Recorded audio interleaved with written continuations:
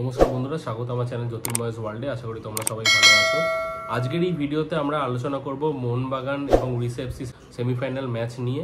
তবে semifinal match নিয়ে আলোচনা করবার আগে প্রথম যে কথাটা বলতে হবে যে সেমিফাইনালে কোয়ালিফাই করা চারটে টিম কিন্তু লিগ টেবিল শেষ হওয়ার পরে বা লিগের ম্যাচ শেষ হওয়ার পরে চারটে টিম কিন্তু সমান। অতএব বেস্ট আইএসএল এর চারটে টিম কিন্তু সেমিফাইনালে কোয়ালিফাই করেছে, যেখানে মোহনবাগানের প্রতিপক্ষ তৃতীয় পজিশনে থাকা উড়িষ্যা এফসি এবং এফসি গোয়া মুম্বাই সিটি এফসির প্রতিপক্ষ। মোহনবাগানের দুটো ম্যাচ 23 তারিখে অ্যাওয়ে ম্যাচ কলিঙ্গ স্টেডিয়ামে হবে উড়িষ্যার এগেনস্টে, এবং 28 তারিখে ফিরতি লিগে যুবভারতী ক্রীড়াঙ্গনে কিন্তু মোহনবাগানের হোম ম্যাচ। তো যেহেতু হোম ম্যাচটার আগে অ্যাওয়ে ম্যাচটা মোহনবাগান খেলতে যাচ্ছে, তো অ্যাওয়ে ম্যাচে কিন্তু মোহনবাগানের একটাই টার্গেট হওয়া উচিত, সেটা হলো পুরো 3 পয়েন্ট পাওয়া বা নিদেন পক্ষে কিন্তু অ্যাটলিস্ট 1 পয়েন্ট নিয়ে ঘরের ম্যাচে নামা। তবে উড়িষ্যা এফসি কিন্তু খুব কিন্তু খারাপ টিম নয়, যথেষ্ট ভালো টিম এবং ব্যালেন্স টিম। এবং উড়িষ্যা টিম সম্বন্ধে যদি কথা বলতে হয়, রয় কৃষ্ণা, মরিশিও এবং আহমেদ জাহু এবং ওইদিকে ইসাক রাল্টে, এই চারজনের কম্বিনেশনটা কিন্তু উড়িষ্যার এফসির কাছে কিন্তু ডেডলি কম্বিনেশন। এবং মাঝমাঠে দুজন প্লেয়ার ইসাক রাল্টে এবং ডিয়েগো মরিশিও, এই দুটো প্লেয়ার কিন্তু ম্যাক্সিমাম বলটা সাপ্লাই করে নিজেদের ফরওয়ার্ড লাইন যথাক্রমে রয় কৃষ্ণা এবং মরিশিওকে।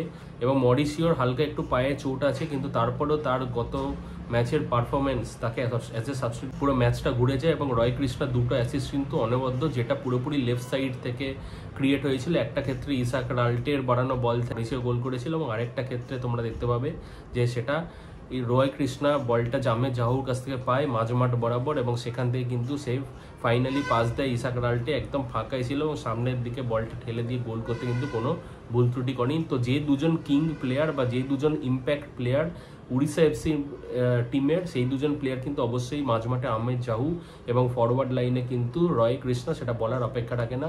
যদিও মোহনবাগানের সাথে লাস্ট যে ম্যাচটা হয়েছিল উড়িষ্যা এফসি, সেখানে কিন্তু রয় কৃষ্ণাকে পুরো বোতলবন্দি করে রাখা হয়, এবং আহমেদ জাহুর প্রেজেন্সটা কিন্তু উড়িষ্যা টিমের কাছে বড় একটা ইম্প্যাক্ট পড়ে।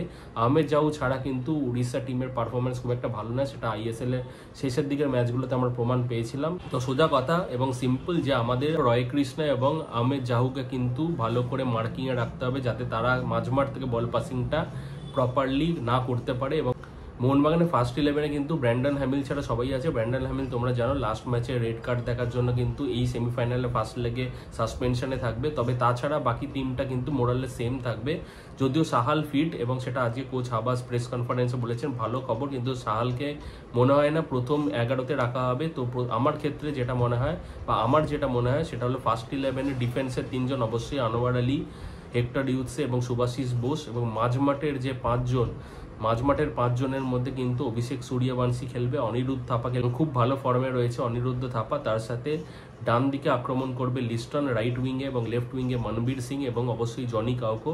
ফরওয়ার্ডের দুজন যদি তোমরা ডিসাইড করো, তাহলে লাস্ট উড়িষ্যা ম্যাচে কিন্তু সাদিকুকে স্টার্ট করার পরে বিশেষ কিছু ইম্প্যাক্ট সে ফেলতে পারেনি। তো আমি কালকে ম্যাচের জন্য কিন্তু এটা এক্সপেক্ট করব যে ডিমি পেট্রাটোসের সাথে কিন্তু জেপসন কামিন্স স্টার্ট করবে, এবং অবভিয়াসলি তারপরে আমরা অ্যাজ এ সাবস্টিটিউট সাদিকুকে নামতে দেখতে পারি।